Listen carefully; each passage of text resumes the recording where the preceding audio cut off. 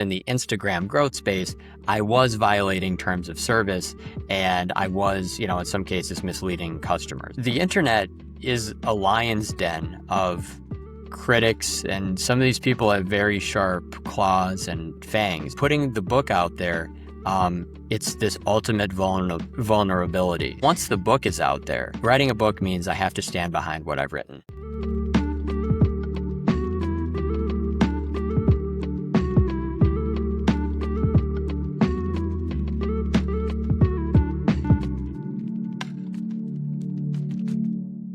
So, Tim, hi, and happy that we managed to do. We get to do this finally. Thank you for having me.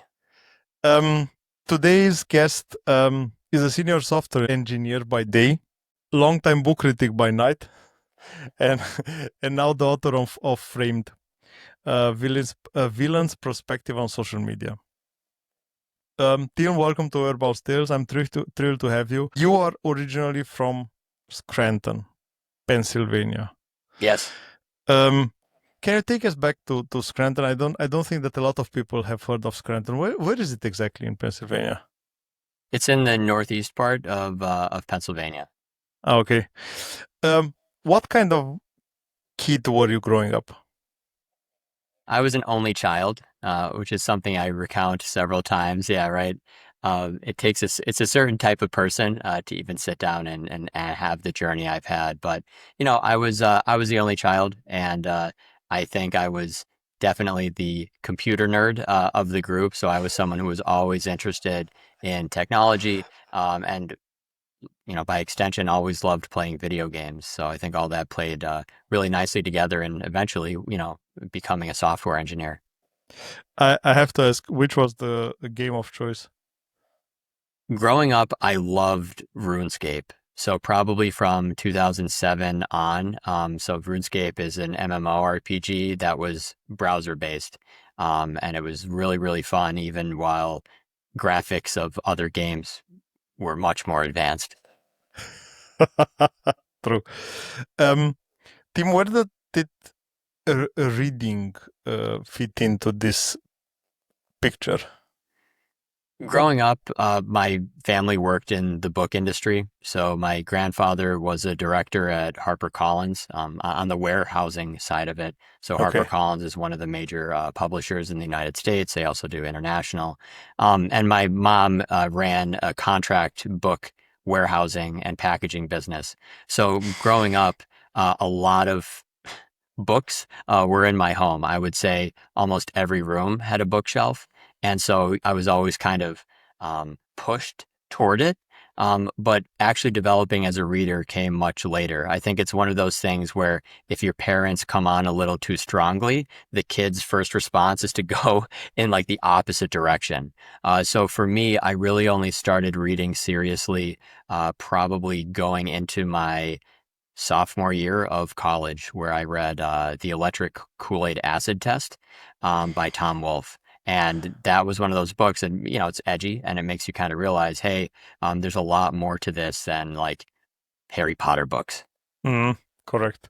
It's interesting how because I can say we kind of shared I don't want to say the same story, but I was a nerd as well growing up. But somehow the fact that there was some bookshelf, there were some bookshelves in the house, I think that made somehow the difference, because you saw the books there, and let's be honest, there was no social media, so there was not so many distractions. And I have to say, you just pick up a book and say, okay, let's see what's inside those things. And then you randomly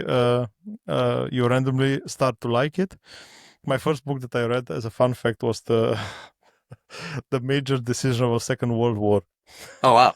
That was the first one. It was big and it looked interesting. So basically, sure. I picked one from the bookshelf and that was it. It was just a coincidence, nothing else. Were you already, first I have to ask you a different question. Which time frame are we talking about when you say you had your nerd part, like web-based games and so on? I would say really 2004, 2005, really through like high school. So really through, 2010 or so. That was kind of playing Flash games and other browser-based games, and then also getting into more like hardcore titles like even like Diablo 2, and then more console games as well. Well, how big was the internet in the US in 2003? It was big, but there were large asymmetries in access. So I can remember a point at which like none of my friends had a computer and broadband at home. So meaning like a lot of people were still like had like dial-up modems, which was a totally different browsing experience, totally different. Back then, even a web browser, the concept of tabs that we take for granted today, that was before tabs were there because of how processing, like multiprocessing worked. That's a So it good was point. it That's was such a different. good point. It was different. And a lot of my friends just didn't have the same access. Like I was definitely probably the second person, maybe the first in my friend group who had two computers at home. So I had the family computer and then I had my own, Wow. and that was a really, really big deal. Yeah. So then getting broadband internet in 2005, again, it made a really big difference. Dial up was an experience for sure. Oh man. uh, that sound, I think it's something I will never forget. That dial up sound, and the fact that you were when you were using the internet, there was no phone calls in the house anymore because you had the only that was the only line. I mean, I don't know any other cases, and maybe the next interesting things, I don't know how it was in the US, but in Romania we had a special deal of night. You had a flat rate for the whole night or something like this, so you Oh, you interesting. you would not have to pay for the call that you made. You had a flat rate for the whole night, starting at 10 p.m. and ending at 6 a.m. I think. That I pulled so many all-nighters. That was an That's interesting really experience. interesting. Yeah. um what role do you think that internet of those days played in your future career, future life, and so on? I think it was everything. It really was a fundamental part of my life. And it's funny that you started talking about books because I remember being in elementary school and you go around the library, whether the school library, the public library, your friend's house, and you pull a book off the shelf and you can kind of remember this like weird like brain response as your brain's like, whoa, like this is really cool, like this is important. And maybe reading a little bit of it, maybe reading the whole thing if we're talking like a Goosebumps book or something. And I remember that as like a really strong foundational memory of my life. And why this is related to the internet is that when I was browsing the internet in the days before even search engines were like that easy to use, I remember going to these websites, visiting these websites, and even the crappy ones, I had that same dopamine response where I was like, "Oh, whoa, a new place. This random guy like has his own website." And that wonder and amazement is really something I've been chasing through my entire life. That was like the wonderful part about it, free of commercialization, free of even web design principles at all. It was just this just crazy, crazy time where a lot of hobbyists were putting things out there, and that was really special. And I think it motivated me to.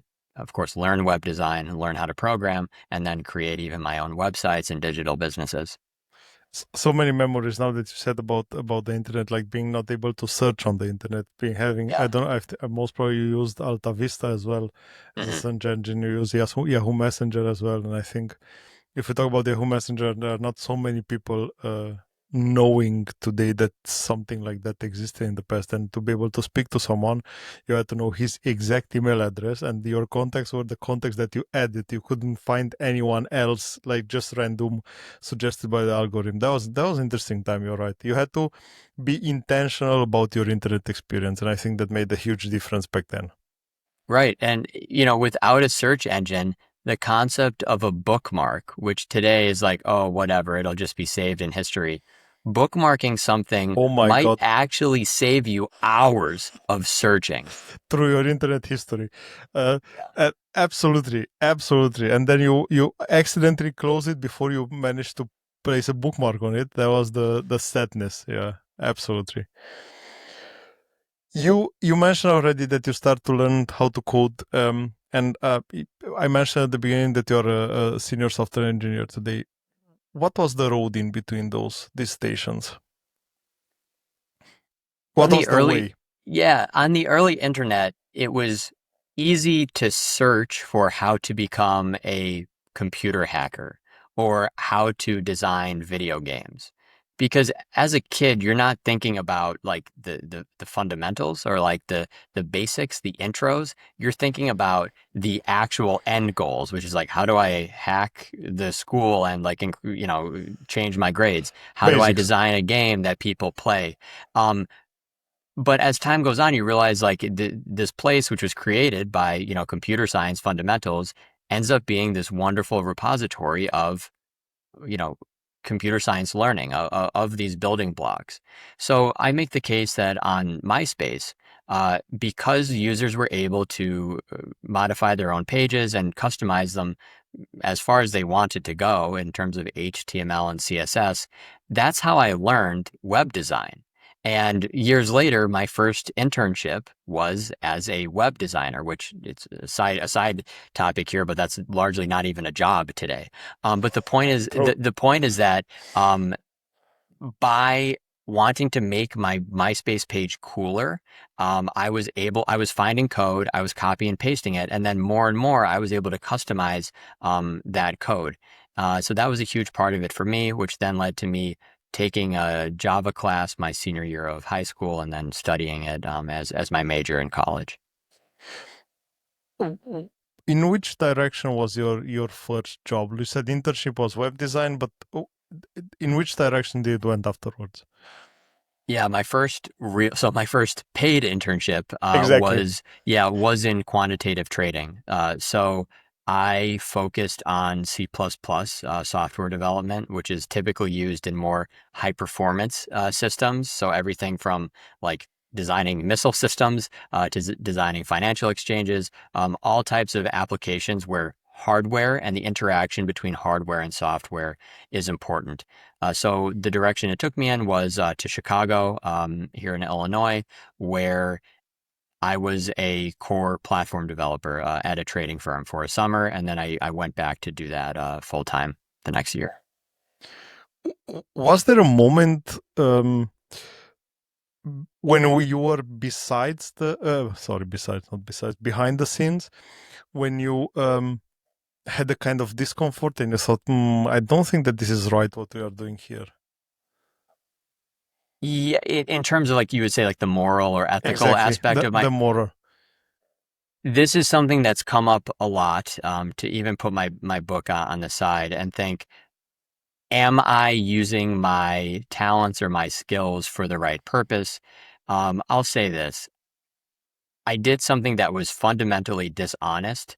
And that is the basis of my book. So when I was in the Instagram growth space, I was violating terms of service and I was, in some cases misleading customers. So of course, yeah, there was a concern there. But I've also been a software engineer for 10 years, which has taken me to a lot of different places. Mhm. And I will say this generally, generally speaking, things have been above board and I've never really had moral or ethical concerns about my full-time employment. However, I entertain some of the discussions around high frequency trading, quantitative trading, and I understand that some people say you have a whole lot of smart people working on these specific problems that aren't benefiting humanity in the same sense of other types of research. So I get that, but that part hasn't really kept me up at night. Was there a so it was it a progress there, Tim? Like you started by seeing the good, the benefits, and then slowly you started to see the disadvantages, or like say the manipulation potential. Yeah, I would say again in two realms here. So the one is that primarily in Instagram growth, I was drawn in because there's this social clout involved and it's cool and you're making money and you can walk up to anyone on the street and be like, "Hey, Do you want more Instagram followers? And so there's no doubt, of course, I want to be involved with that. So that was one aspect there. And then towards the end, I would like to think we all grew up and we all were kind of moving with more integrity, where we started to think, our customers really aren't having the best experience, and maybe we should offer more refunds or be more generous with different types of, pausing subscriptions and stuff. On the other side of it, in my day jobs, my I'm a very cynical person. I think this comes through in the book. I'm naturally very uh, critical of everything that's going on. So of course, in every one of my employment involved in every one of my work environments, I've gone through this kind of honeymoon period where you're like, this is amazing, this is too good to be true. Then you go through and you're like, okay, this like kind of sucks. But it's to say nothing of the industry itself or like the specific employers. I've been doing it long enough that I can say a lot of my critiques are more just from me being a very, very detail oriented and ultimately cynical person. I mean, this cynical side, I think we all have. We all have this honeymoon phase in any job. You have that honeymoon when you start and you think, "Oh my God, this is my dream job," and then you start to. Then you have 6 months behind you, and you start to see the the downsides. When it takes 6 months, you are lucky, but you start to see the tweaks and tricks that are done in the background, and then it's something which is not that motivated. But we are all cynical. We are all there for the money, and we are doing our job because we are getting paid for it. So Right. I think I absolutely get what you're saying. Um, During your, let's say, employments, you had a we would call it today a side hustle, but in back then it was called a hobby. Uh, you reviewed hundreds of books on Goodreads. What what sparked that habit? For me, I think I'm always looking for this way to quantify progress. So to take, like, what did I enjoy from playing an RPG game in the early 2000s? And it's this concept of the grind, the level up, the marker that you've accomplished something. I think when we go out into the real world, a lot of people are kind of disillusioned when you graduate college and you realize there's no regular progress that you can measure in monetary terms. The closest thing we have is your salary or your net worth or something, and that doesn't necessarily change very often. So for me, as I began to find more and more solace and comfort in reading books, I started to look at it as something of a game. And I started to think to myself, well, hey, maybe I could read 25 books this year. Maybe I could read 52 books this year. And eventually, what I realized was that I did have the time and I, importantly, had the interest, this very, very strong interest in finding new books, reading them, and writing sometimes very sharp critiques of them. So that was really it. It was that I loved reading. I was finding it was improving other aspects of my life. And I was able to get through it at a pretty fast clip. Was it the incentive of being able to track the amount of books that you read that motivate you to read? I don't think it was the primary motivator, but I think Goodreads and the way Goodreads was set up, where you can actually have an audience and you can get likes and people can say, oh, whoa, that was a really interesting thought. I will That was come back. definitely a motivator. And it's definitely an example of social media probably having some, some positive network effects there. What was the feeling when your reviewer profile was replaced with the author one? A very, very special, but also sobering moment because so many times I had been the critic, and maybe sometimes unfairly so, where I would go through a book and say, oh, the editing is terrible. Oh, like the plot development is terrible. And the truth is that once I saw that badge next to my name, and even though my description was still written from the perspective of a reviewer, this transformation was it was surreal. And I think that's how I explained it at the time, was that it truly was surreal. And it's also not every day when you look at an author profile and yeah, they've written like 300 reviews. It's actually, it's pretty rare. So no, it was surreal. And I really appreciate that question. Because whenever you turn sides, I think it's always interesting to describe the feeling. Um, being a critic helped you when you start writing framed? I would say yes, but also you can be your own worst enemy there, Oh, where part of it is saying, okay, I understand the tropes. I know what a bad book feels like. I know what a bad chapter or a crappy essay feels like. But how can I keep the momentum and actually, deploy my knowledge in a way that is present and consistent through 20, 25, 30 chapters?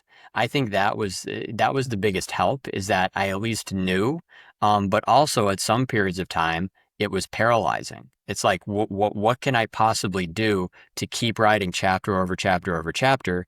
So to that extent, there were months at a time where I was just not writing as much as I should have, because it's hard. It's much easier to be a critic, right, than to be a creator. absolutely, absolutely. But how long was framed in your head before you decided to, before you wrote the first word? I would say at least 6 months. But that being said, some of what became the book was adapted from much earlier blog posts and some like diary entries. So I at least had written some of it, but we're talking less than 2% Okay. of the book. Yeah. So it was months where I was thinking, hey, I could do this, but not having this awareness of whether it was like, okay, I'll just submit this and it'll be published on some other, on like TechCrunch, I don't know, and that'll be it. It really came later on, pretty much in 2022 and 2023, when I realized nobody else was going to tell the story. Nobody else was going to take all this stuff about Instagram growth and the underworld of, social boosting and put it into a book. So I eventually I realized everyone else disappeared.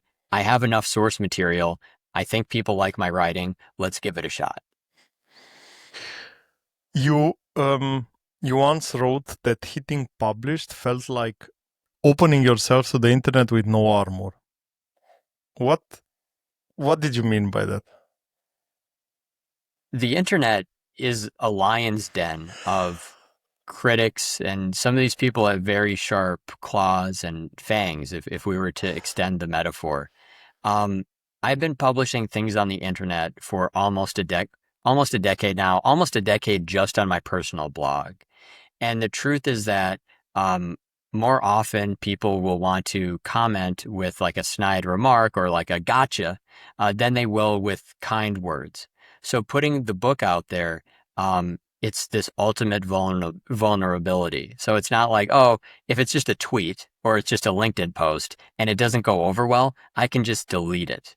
But once the book is out there, it's out there, and I can make changes. But the point is that if someone was to do a thorough review, and I've had a few, and it was negative, which thankfully I haven't had a really negative review yet, it's just out there and I can't back away from it. So it's kind of combining this very old art form, which is writing and publishing a substantial work, with the fact that the internet of today is in many cases ephemeral, and it's easy to kind of pull the wool over people's eyes and say, oh no, I never said that, or oh no, that was a mistake, or that was a rough draft. Writing a book means I have to stand behind what I've written. When is that moment during writing, editing, publishing, when that book is not you anymore? When that book it has a personality of itself. I think there's a point at which I started reading back my own words and realized that it was bigger than me, meaning it was its own entity. It was an entity unto itself, and that regardless of my feelings on how good or how current the book was, that it had to be published because it was a work of importance. For me, this really happened in October of last year as I was making more and more progress. But I also had many other things in my life competing for my attention, certainly other ways to make way more money. And I just realized, you know what?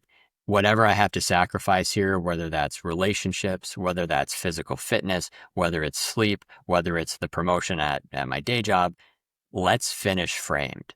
And I think that was a calling because the book had become something of its own.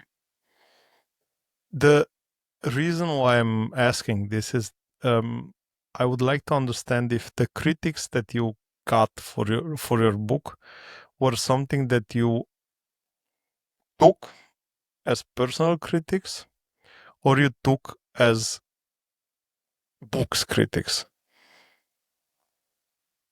It's hard to totally disassociate. At the same time, I haven't received that much negative Mm-hmm. feedback. And now I haven't received a ton of positive feedback outside of people I already know either. So it's not like I have 100 super positive comments and like two negative ones.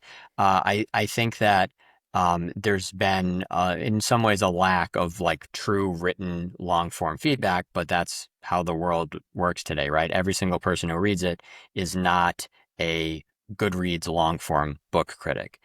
To be honest with you, yeah, I definitely would take it personally, depending on what the comment and what the subject matter was, because some aspects of it are a memoir. Personally. So Mm-hmm. if someone was to say, this guy doesn't know what he's talking about, well, okay. But if someone was to say, oh, hey, the way that the outgrowth of Twitter and influencer culture, I don't agree with this because of XYZ.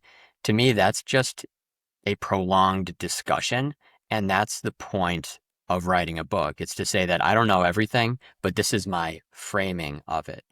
So, yeah, I would say ultimately, I'm surprised that there haven't been more long form critiques of saying, no, this is wrong, the writing's bad, whatever. Um, and I welcome those. Like the point is that I welcome them, even though I know that it might keep me up at night. That's part of being an author who is to an extent disassociated, but also cares deeply about what's been put out there. The thing is that I think it's important. It's absolutely right what you said, at least from my perspective. The fact that we have open discussions on certain topics, and yes, there is a point of view. It's a point of view that you are expressing, and if someone is wants to challenge it, they are open. But I think um, it's an open discussion, a lot of topics, and it could be that in Yeah. 5 years you have a different opinion. So Yeah, and I published it when I published it. That's the date. exactly, My views can change, but I would be lying if I said some podcast hosts at the end, we cut the camera off and they've delivered much stronger, in some cases, constructive feedback. And what do, right? I could rage quit. I could leave the call right there and be like, no, you don't know what you're talking about. Every single time someone wants to discuss this, whether it's the cover design, which probably could use some work, or even specific chapters, even specific ways of how I present myself on a podcast, I'm here for the feedback because that's how we get better. And hopefully it can be a two-way street if necessary. that's the first. That's one thing, and the second thing, which I think is important, it's it's important that you like it, and it's important that you are able to sleep knowing that that product is out. And you, the thing is that the thing that I realized what since doing this, the thing that you realize that I realized in my job, that we all realize in our job, you cannot make everyone happy, and we should not even try. There are a lot of statements there is a nice interview I wanted to avoid to mentioning because I don't have the name in my head, unfortunately. He's a big radio host in the US. He's a guy with long hair, and now his show is on Sirius FM. It's probably Howard Stern. Exactly, Howard Stern. Yeah. Thank you. And a guy called in his show. It's a famous video on YouTube. He said, "Yeah, Howard, you know what you're doing wrong." I said, "I don't care." And then he said again, "You know what you're," but I still want to tell you, no, I don't care. I just don't Mhm. care. You are one, and I do it for me as long as I'm happy. And I think that's really really important.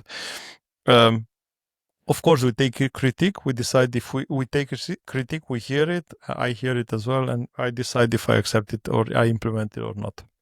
I think that's the most important thing. Coming back to Frame, you are writing, or you're writing, or the reading of Frame is like a memoir from a charming villain. Why that tone? There's definitely some association with a number of contemporary titles that are using even the same language, like you have zucked, disrupted, whatever. Now you have framed. But a lot of the tone is kind of similar in that it's kind of sinister, but it's also let the reader decide for themselves who the villains really are, who the bad guys really are. And so it's kind of this like direct confrontation of the internet age while saying, this bad guy is pointing fingers in all these different directions, like trying to decide who the bad guys actually are.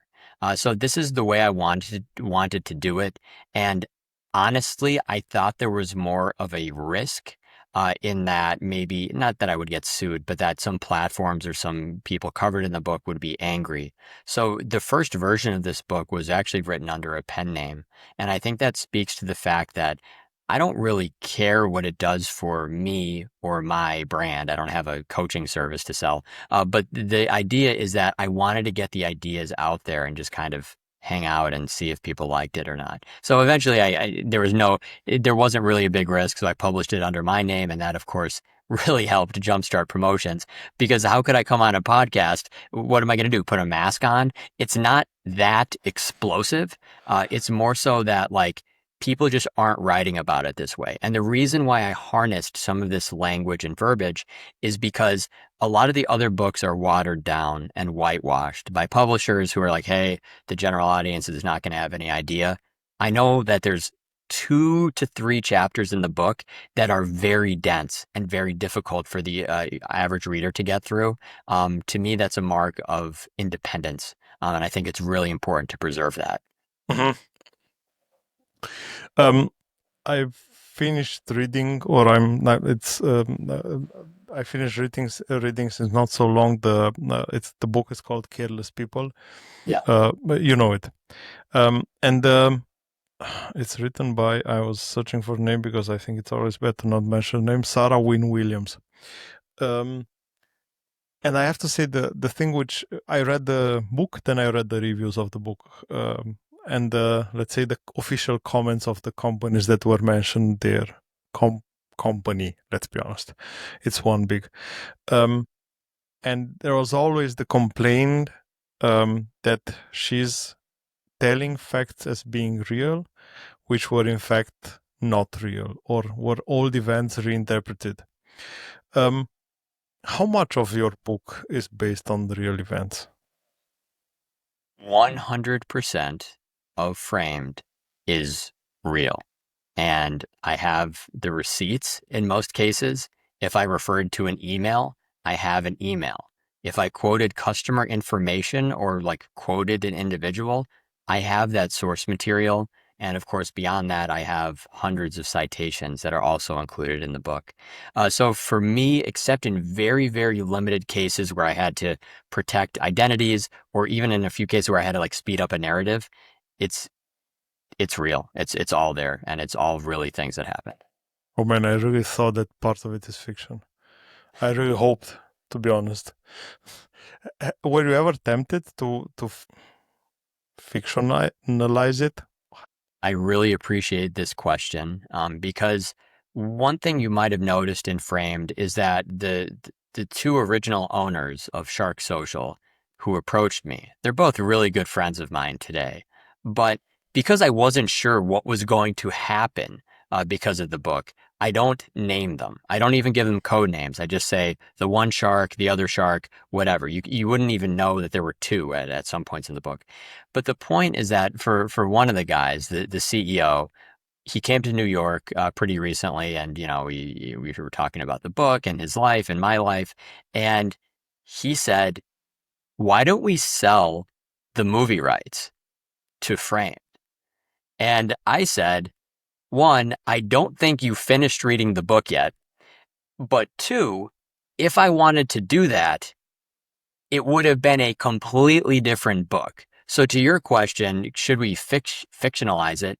Um, yeah, I think there was a huge opportunity here to kind of build on these like manipulative, these manipulative like algorithm based, oh, the internet is scary type things, and then talk about what we actually did and kind of make it this Playboy type story where we're making all this money while doing very little of value, and then sell it to a studio. I think that was valid. What Framed actually is actually much more boring and academic. Um, so the temptation was there, but I had to make the call like, I can't juice the numbers by 10x, even though almost nobody in this world could prove me wrong. I could have easily said, yeah, we made millions per month. Did we make millions per month? No, but we were making like in our best month, like 50, 60, 70K. Like that's still a ton of money. It's a lot. Like what am I going to say, like what am I going to say? So the temptation was there, it was so strong, and for the time that I put in, yeah, sure, maybe I should have just based it on true events, but unfortunately it's Uh, all real. uh, Please don't say the book is boring anymore because it's not. And the second thing, the book will be a giveaway for whomever is watching this. Yeah, how you get in the giveaway. You dive into influencer culture. You dive into addiction loops. You dive into boot farms. Normally, for someone outside of the industry, there would be a need to research all those. How was the research process for you? Were you documenting while were happening, or was still a bit of research involved? A lot of this was freestyled in that I knew what I was going to write about. I remembered reading about it or experiencing it as it happened. I had some notes and other proof of Mhm. what happened. But I will say that the inclusion of such thorough citations and footnotes actually did occur very late in the creation of Framed. I had this like running tally sheet, which was this crazy Google sheet with like 10 different tabs that I was using to reference my ideas. But then eventually I realized, okay, like essentially you then have this map, this idea map of person to place to thing to court case to news article to when it was published. And I realized I was making so many citations that I did need to do the research. But of course, in the introduction, I criticize research papers. I say, this is not a research work. This is not, I sat down with an editor and they told me how to tell the story. This is all like, it was in my outline. And then I did what I had to do. The point is that when I actually did the citations, there were very few surprises. There were maybe 5 articles that I would say were surprises that I actually found and that slightly changed things because I was researching them while writing the book. The vast majority of the other stuff I knew because I experienced, or as a voracious reader, I read about it while it was happening. Mm. Have you had one part of the book that was harder to write emotionally? Reflecting on the experience with Shark Social, it's really difficult because I have to pitch myself as having had some success. Otherwise, nobody wants to read a book about a loser. So we, I'm thinking this. We made the money, we had some success in traversing the anti-botting measures.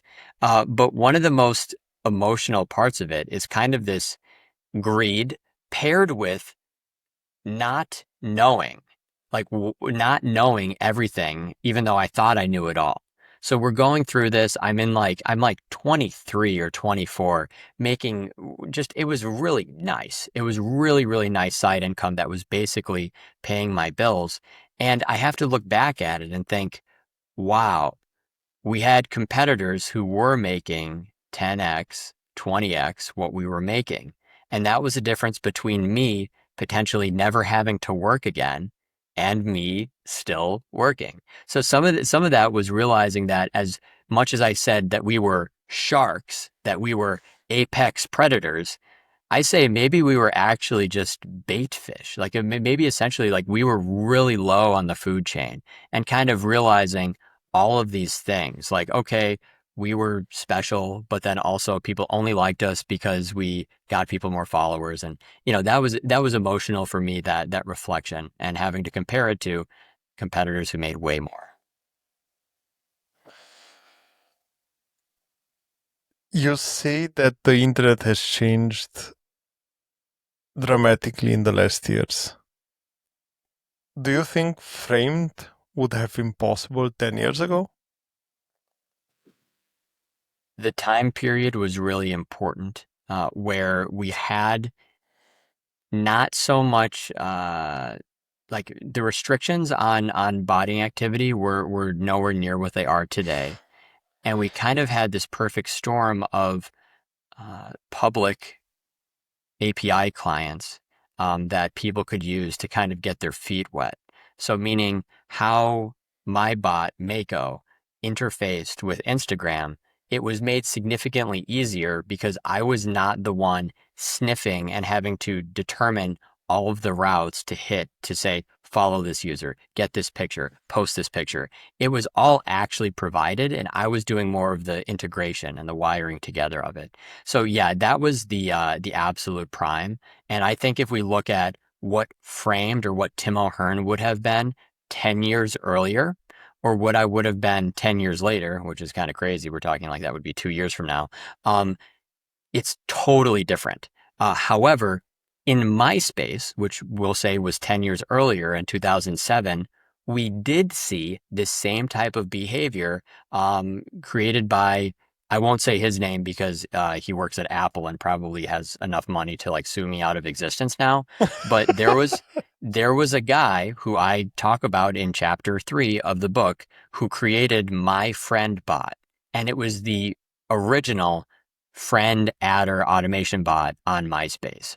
And it was so far ahead of Wow. its time, but he was sued so early on that there's only like one post anywhere on the internet that details it. So the point is that 10 years earlier, I could have been that guy, and then I could have gone to work at Apple and probably been retired today. 10 years later, if I was to start doing this in a few years, a lot of it is going to get into more layered manipulation, such as how we are using like AI botnets to affect opinions and kind of dispatch these like layered ad campaigns, which doesn't interest me. That feels much more wrong than what I did.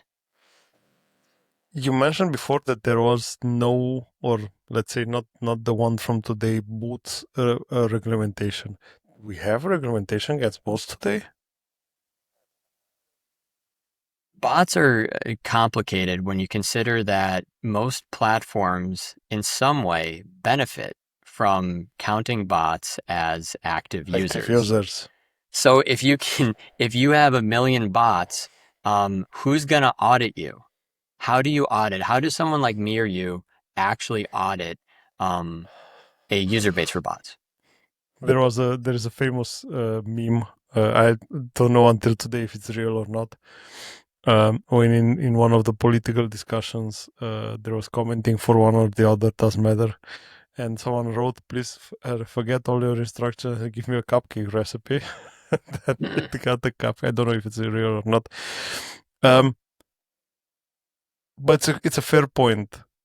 Whose interest is to show the fact that you have a lot of users which are non-users? It's really someone who is going against the platform. So you'd think like, who's really the enforcer here? Who's really the watcher? And of course, you have some groups which are like loosely organized of like researchers and other regulators. But I make the case in Framed that if a platform knowingly harbors fake accounts and describes them as active users in shareholder reports, that is fraud. So anyone who's interested in like honesty and considering like the definition of fraud in cyberspace should have an interest in understanding um, what these fake accounts are or what they might be doing. So that's one crazy part of this balancing act, is that these accounts in some way benefit the platforms, but of course they have to restrict them in some way. Otherwise, the user experience on the platforms would be awful.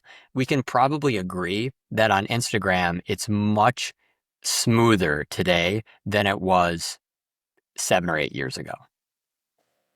It's also much more obvious uh, sponsored post that it was 7, 8 years ago. Sure. And I do agree with you. It's smoother, but I think it's also disturbing because always the fourth, fifth post that you get is a sponsored one. Tim, do you think the system is broken by design, or it just evolved that way? One concept that I introduced was called late stage capitalism or late capitalism, and the effect that this pursuit of profit can have as time goes on. So as we've kind of evolved and we thought, okay, we figured out a lot of the technology problems, and technology has become cheaper to deploy and everyone has a phone and so on and so forth. Why does it feel like the user experience sucks even more than it ever did, despite the advancements in hardware and software? And I think that by design, capitalism defines that we are going to see worse user experience in the interest of profit. And the example is one you just gave, which is that there are a hell of a lot more ads in the feed. It's totally different. The example was given last week where WhatsApp is now going to show people ads. There is no benefit for a user to have an advertisement in WhatsApp. And then there are darker patterns of like, how do we convince users to look at them more often? Snapchat started doing this, which I don't even use Snapchat, but I log in every once in a while and I have these notifications, but the notifications themselves are ads that I can't opt out of. And it's just another example of how, in the interest of profit, the user experience has been degraded. You talk about notifications. I say notifications. I say addictive loops. Um, I say everything that is trying to catch not only your attention but also some your credit card as well, because it's always a combination of both. What do you think is the worst offender that we overlook these days? By nature, many of these platforms are built to steal as much of our attention as possible. And not only steal our attention away from more productive things in life, but also to steal our attention away from other apps. So I think that broadly, the biggest issue is that every tech company, every consumer tech company, has a team of people who are running experiments on people like you and people like me just to increase, by however small a margin, the amount of time you spend on the app, the amount of ads that you view, or the other types of engagements that you transact when you're there. So I think this is like the greatest waste of human ingenuity and productivity, in that you have brilliant engineers working on these problems like that really have nothing to do with that undermine productivity at a broad scale. That has to be the number one problem. I will ask again the shitty question, but in a different way. Do you do you see someone genuinely interested in fixing this? Tech leaders, big companies, I don't know, someone that should be interested in profit and they are not? We would think that how the competitive business environment should work is that as a platform becomes enshittified, meaning the experience becomes worse, that upstart competitors should be able to capture some of that market share. And one of the number one things people will find when they, get on a new app, they'll be amazed with how much screen space they have that isn't dedicated to ads or other dark conversion patterns. So I think in an ideal world, a competitor should be able to step in and say, hey, all these ads and these like bogus terms of service, guidelines that you're enforcing, we're just going to redo that and we're going to do it better. And we've seen that attempted in a few ways. Like I think most recently we could say Blue Sky.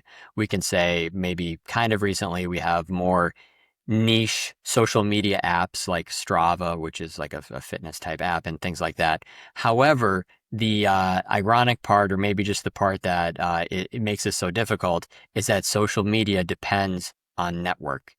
So it doesn't matter if you have a couple hundred users, a couple thousand who want to use your app, you need critical mass. And how are you going to peel all these people away from one of the entrenched apps? That's like $1 billion question every time it comes up.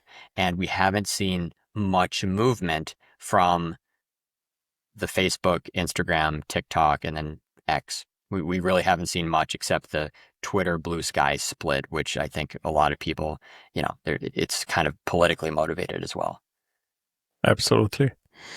I I live in the European Union, and um, through the nature of my job, I get in touch a lot with the fees that are happening and the trials that are happening in Europe for GDPR rules that are not respected. And in, I have to say, 9 out of 10, or sometimes 10 out of 10 of the biggest fee that happen in the EU are always split it through three companies: Facebook, Instagram, which is still Facebook, or X, or Google. That's the big split. Mhm. What's your take on the lawsuits against social media companies? Is regulation the answer that EU is trying to put in place? I would say that I generally respect the EU for GDPR, and although I avoid mentioning it by name in my book, I do kind of, assert that, hey, it seems like the European regulators are kind of leading the charge here. And leading the charge means greater accountability. So at some point, even if some of it is misguided or like it's way overbearing, right? Like I shouldn't have to agree to a cookie policy on every single website I visit in a day. That's insane. But why tracking and personalization and like user profile building and then bidding on it in the open market is so important is that a lot of people have no idea what the hell is going on. Unfortunately, many lawmakers and regulators also fall into that camp. So a lot of times what they might be doing is biased because of who has their ear and how they're coming to reach these understandings while maybe not respecting how the companies became what they became today. And the most fundamental one, which I do talk about in my book, is that I would prefer to get a targeted ad than to get an untargeted ad. And maybe that's just me, but I would prefer if I'm going to see an ad, sure, sell me something I would actually like.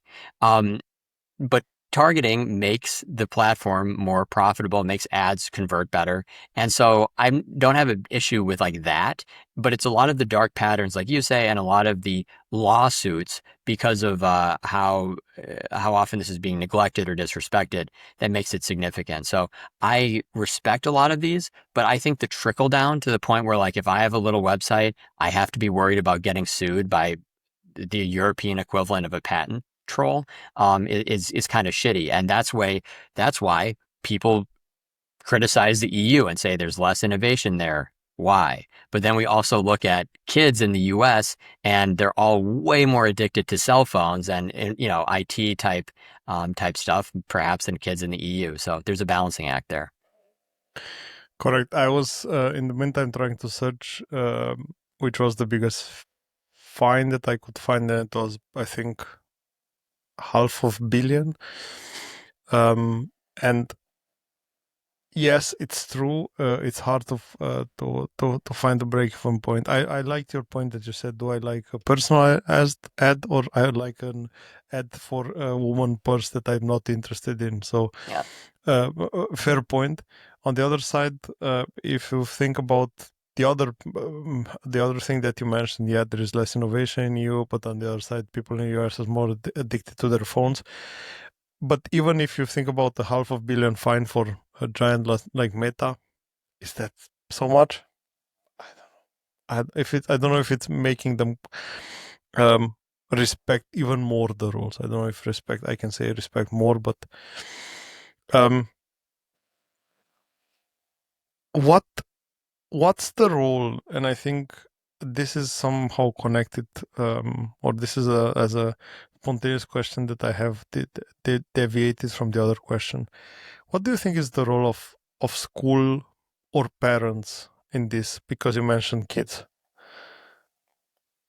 In the chapter I titled Screen Grabbing, I say that schools are uniquely equipped to manage screen time because they have kids for a set block of time every single day during the developmental period of their lives.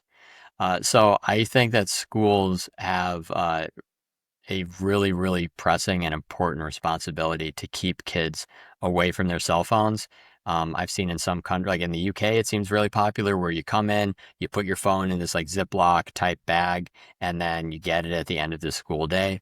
I would say every school district in America should go into debt if they have to enforce this policy from basically everyone, all through at least high school, so 17 or 18 years old. And as far as parents, I also make the case that people who grew up with the internet and remember the world before the internet are uniquely positioned to make the greatest change in the lives of young people, of people who don't know a world without technology. But then I have to admit, a lot of these parents have turned out to be really shitty in how they've been bastions of bastions of preventing screen addiction. They haven't been bastions at all. Really, they've been really, really poor. Um, I would say like moderators, really, really poor parents and leaders as far as healthy technology use. And not only for their kids, but they also mention it. They manage it bad for themselves. Like most of them. I know some examples. I lived in a communist country that has had no television, Mm, and after the revolution in 91, 92, you couldn't find anyone outside because everyone was staying in front of the TVs. Like mhm. you got something which you didn't had. You're not able to manage it. Let's not about phones anymore, but. Um, I see a gap here in school. You mentioned school that are taking the phones away, and I think that's critical. It's happening in my son's school as well. Um, but do you see the need of digital literacy classes in school, like we have sex education in schools? Yes, I do. And it's hard to pinpoint like when it should happen. But an example would be like when my parents were in school, you had to take typewriter classes and you had to learn how to use a keyboard on a typewriter. And so when we're thinking about literacy in the technological sphere, and especially like the information age, there's so much to learn and so much to be aware of that um, it's true, like sex ed, kids are young adults are going to do things regardless of what you tell them or whatever their best interests are, right? Like it's kind of unpredictable to that. It's predictably unpredictable. So the point is that internet usage is the same thing because even if you've locked everything down at home, they can just as easily go over their friend's house or even go to the public library and use the internet. So, yeah, you have to have some understanding of how corrupting unfettered, unlimited internet access can be.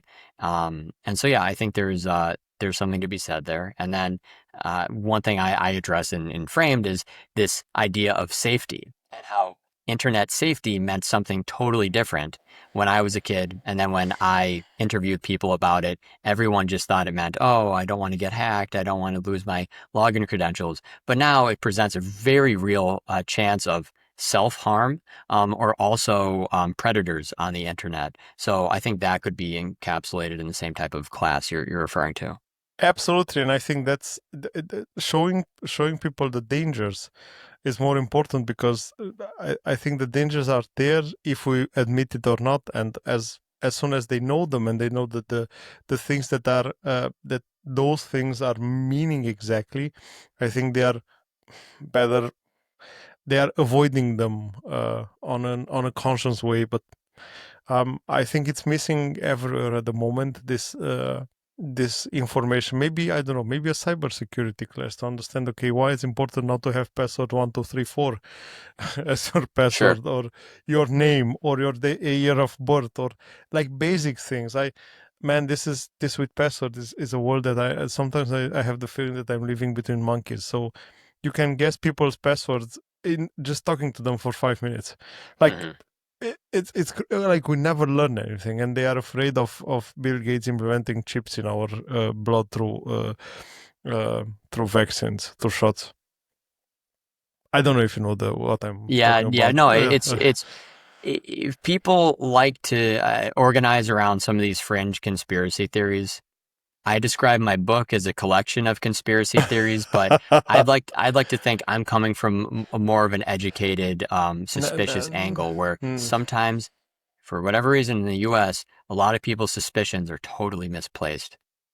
I think conspiracy theories is they are most they are the weapon that everyone has have no that everyone has to be to show that they are part of a bigger deal, that they are not as simple as living, going to work every day, and that's it. And I think that's something which is missing for a lot of people. And I think in this case, in the case of Framed team, even though yes they sound like conspiracy theories, but you are giving an qualified opinion from someone, and you have lived it at first hand. So that's not something that you heard from people. You talk to people. You have heard your cousin talking to your aunt, and that's it's just first hand information. I think Mhm. that's important. Tim, why have you self published Framed? Why go indie? The publishing world is a strange one, and this is the first time on a podcast I've said I actually come from the book publishing world. Um, Unfortunately, a lot of my connections or family connections are dead. Almost every single person who could have helped me and brought me into that sphere is no longer living. So when I thought about a book, of course, I realized that there was a big trade-off between doing it myself and going to HarperCollins, to Penguin, right, to one of these books, or even starting to look up the editors and agents who had dealt with some of the books that I had admired, even like Chaos Monkeys or something. Um, because this was such a brutally difficult effort with so much research and so much writing, and all of it coming on like nights and weekends, there was almost never a point at which I could have afforded to stop and wait, or afforded to stop to collaborate with like a developmental editor and then put things out.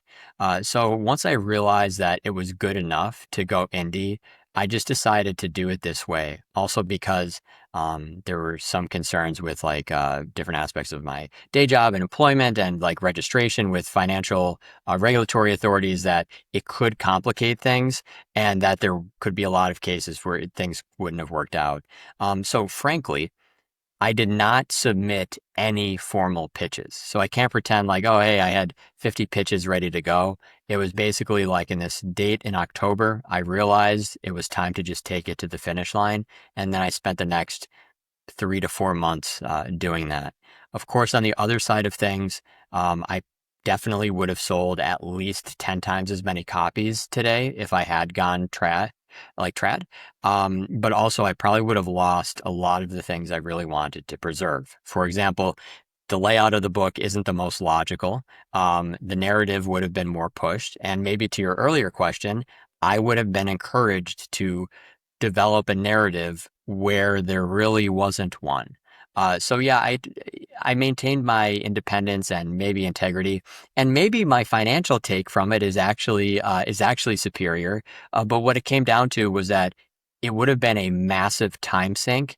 And I can say with all the cold outreach I've done since publishing the book, I have zero regrets on how I approach that. Long story short, you missed the second time to get rich. Yeah. Yeah. uh, I know, talking about publishing rights, I know it at least from Romania. I know some people that are writing, and they said that they get at their best, they get about 20% um, of the money from the books, which I find it as a joke. But how did it feel hitting number one in your category on Amazon? Amazon is funny because there's so many different definitions of what it means to be a bestseller. Even other lists, such as the New York Times bestseller list, which is what most people would synonymize with bestseller, if I was willing to put in a certain amount of money to promoting my book and basically fabricating or manipulating sales, I'm totally sure that I could have at least got a look to be on the New York Times bestseller list because I have How much friends. is the break even point? It's not much. I think it's like 10,000. I think it's like 10,000 copies. Pre-sales, Yeah, pre-sales 10,000. Yeah. yeah, I think it's 10,000. But they weight it differently if it's digital versus paperback or whatever. The point is, look, like I worked in quantitative trading. I have friends who are so rich that they don't know what to do with their money. And some of my friends were extremely generous in hearing about my book and some of my other side hustles and offered me sums of money, more or less as a loan to do different things. And that included promotion of the book. Some were very interested in like, okay, if you had this, this, and this. But the point is that I didn't do that. I didn't do that. And for me, the royalties are just fine. So the feeling of actually doing it my way, organically, not selling fake copies, not buying fake reviews, and hitting number one new release, and then hitting number one bestseller in the digital Kindle format was pretty good because every day I'm selling books. And even though it might be one, some days it is eight or nine or 10. And that's way more than I actually anticipated. What's one thing that people misunderstand about the book? I think we're so used to this digital lion's den. We're so used to there always being a target of like some type of takedown. And that is what many books are predicated on. It's what they're trying to sell. I think that in calling my book an expose, that's really just for Oh, marketing purposes. And I find that that is actually a misconception that I've kind of played into because when it comes down to it, it's just a more intellectual based essay collection that has some aspects of a memoir that happens to deal very much with meta. But I think to say, oh, it's actually a takedown or it's a whistleblow, is not accurate. It's really just someone who, yeah, has definitely has some strongly worded diatribes there. It's actually not this like attack on a specific company. I think it's important to say that it's not against, and I think it's fair point. It's not against one; it's against the logic of or their Yeah. money thirsty or hungry style in which they are managing their businesses. Um, do you plan for a sequel? It's a stupid No, question. I'm pretty no, sure everybody no, asking it. no, no. This was so much work. This book could have been two books as it stands today. And ultimately don't really like technology. I would rather live in the woods somewhere and like ride a bike for 300 miles a week. Like I would really rather just be out and doing other things and not have screen time notifications that I used to screen for like 16 hours yesterday. So yeah, I no, the technology aspect I'm never going to approach again. If I write other books, I'll write novels about random stuff. If I ever write nonfiction again, it'll probably be something random, like it'll be about food. I mean, the technology part I can completely understand. I do have my share of screen time because of this podcast, and sometimes you just feel like, nah, is it worth it? I don't know. um, but it makes sense. W- was it all laptop written or digital writing, or was also paper and pen? It was all written on a laptop. Some Ah, okay. drafts were done on my phone, but yeah. Not even paper and pen. Not even the No, drafts. and it's funny because I've gone through many notebooks with like jotting down notes and things, but no, as for the structure, there's nothing like just having the blank page there and hitting your highest words per minute with no distractions. Tim, you called frame the big tech expose that they didn't want written. Um, were were you ever afraid of publishing it? Yes. You can't really know when you publish something like this to what extent the magnifying glass might be held up either to what you've written or to what you've done in the past. And I think both of these carried a risk, but ultimately a minor risk. In the world of nonfiction publishing, you also have people who troll just for copyrighted images in your book and then they sue you for no reason, right? So coming into this, I actually took out two insurance policies on one on the book and one on my LLC that published the book to protect myself against what I thought was the whole spectrum of things that could go wrong. Point being is that if things actually went wrong, I think I would be in big trouble. But I think what's kind of been proven here is that it's just a drop in the bucket. And whether that's like a pathetic thing to admit, I'm bookended by some of the most powerful books that have ever been written about social media. So we have like the book by Alex Karp from Palantir, we have Careless People, and then we have Super Bloom, which were all written in like this 1 month period around my book. And they were all traditionally published, and they were all controversial, each in their own way. So yeah, I was scared and I was nervous because you never know when the cease and desist letter is going to come through. But at this point, it's been long enough where I think we can kind of say, we've hurdled that, and I'm safe because these other people, it's like a heat-seeking missile, right? These other works are too hot and they've attracted all the attention, and I'm kind of able to exist in my own little world, which coincidentally is the exact reason that Shark Social never got shut down, because rather than being number one, we were like number 12. And so Mm-hmm. we got to exist where others were shut down aggressively. I think it's a fair point what you said that it's a drop in an ocean because the problem is that but the problem is still the we come back to the social media problem because there is so much information. Every news which is extraordinary today, tomorrow is gone because there are 12 million other news coming in. And of course, you had maybe some bad luck there with coming out or publishing in the same period as the others. But I still think it's it's an important message that you're bringing in with the book, and um, yes, they all fit in this conspiracy theory where they all want our data and our time. But it's true, it's clear, it came out on so many sides. Tim, are you optimist, pessimist, or realist about the tech's future? First of all, I appreciate everything you've said about Framed and its place in the world. Um, this question, I introduce myself as someone who is very optimistic about what the internet age can bring to society. But then, in the conclusion to my book, I'm very clearly pessimistic. So I That's think, why I um, ask. so I think we're somewhere in the middle here still, where I greatly dislike technology. I greatly dislike being connected, and I'm really sad about what the internet has become. Even since I published the book, and I'm spending obviously way more time than I've ever spent on the internet. Um, Seeing how the kids, the younger generation, right? No one cares about my generation anymore. Now it's all about Gen Z.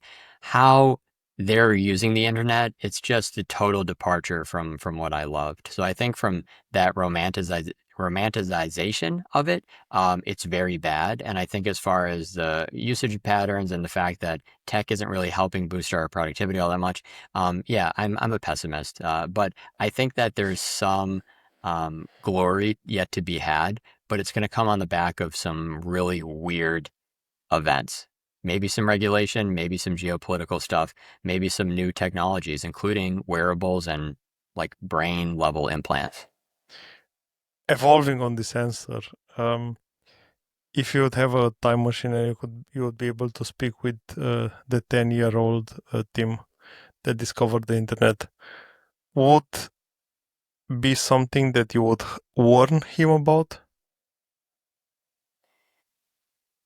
There's a lot of bad influences on the internet, but more than anything, when I describe myself as a digital burnout, this is almost admitting to having a disability. Like it's almost admitting to saying, I used to be able to feel a dopamine rush in my brain when I browsed Reddit in 2008. I used to be able to feel it. And now I'm saying that my working memory and my ability to even recall certain things and my ability to focus are all degraded.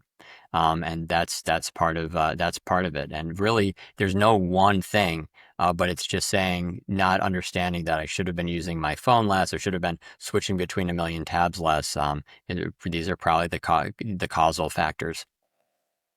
Crazy that you said that. I get that 100%. That's, yeah, Scary. it's scary. Um, Timo, I enjoyed the hell out of this conversation.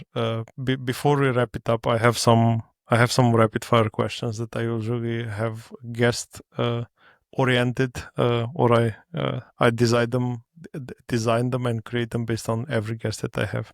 Sure. What was the last book that made you laugh out loud? Skip. I'll skip that question. Okay. um, a tech buzzword you secretly hate. Buzzword. I think it has to be AI, anything. AI is any prefix. Thank you.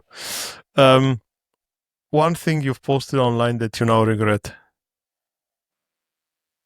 Yeah, I posted semi-anonymous blogs on Tumblr like a long time ago that definitely had some inappropriate things. I regret those. Worst social media trend of all time.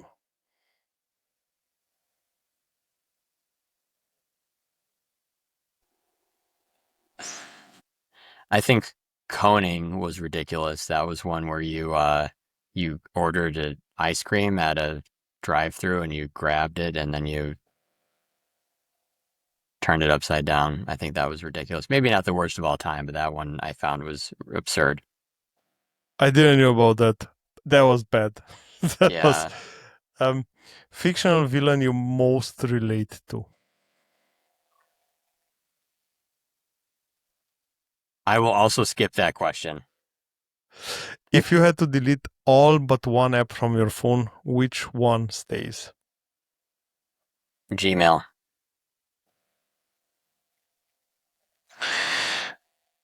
That was all. The reason why I asked you the first question, I have a book which makes me laugh out loud every time that I read it. And it's a Romanian book, and it's composed. It's not really a book. It's a collection of things that public figures said on TV, which makes no sense, which make Oh, really no interesting. sense, and they are just captured with name and context. And I still remember that I had a flight, a business flight of 2.5 hours, and I laughed out loud the whole flight. Everyone was fun looking at me like at a crazy person. That's why I thought I managed to find something like that on your side as well. No, I appreciate that. It's been so long since I've read for pleasure. Uh, I can't even begin to tell. I don't even know where to start with a book that actually made me laugh, which is kind of sad considering how many I've read. But no, it's like it's gone. Same with villains. Like I would say if I had to tie it back to the book, I would say like if you would consider Raskolnikov in Crime and Punishment to be a villain, I would say to an extent, I understand the anguish. I understand the idea. Maybe things would be better in Siberia, but I don't know if he's my favorite villain of all time. Tim, thank you so much for your time. Please tell people where they can find you, read your work, subscribe to your newsletter, and so on. Yeah, thanks for having me on. Anyone who wants to read more from me can find my blog at tjohearn.com or my newsletter, timohearn.beehive.com. If you're interested in reading Framed, A Villain's Perspective on Social Media, that's on Amazon Kindle as well as paperback. And I'm excited to say that as of today, I've finished the recording for the audiobook. So now we go into post processing. Hopefully, that'll be ready later this summer. Respect that you did that. It's not an easy task. Um, um, we'll be giving away a paperback copy of Framed to one lucky listener, and details will be in the show notes caption. Tim, thank you so much. Appreciate the time. Appreciate that you've been here. Appreciate your work. It's not easy, and it's not easy to come against these giants. And I understand your fear, and I understand the fact that you had some strange feelings when you publish because you don't know what you're going up against. Yeah, thank Thank you you for for having me. everything. Thank you for having me. It's been a pleasure. Same on my side. Thanks. See you.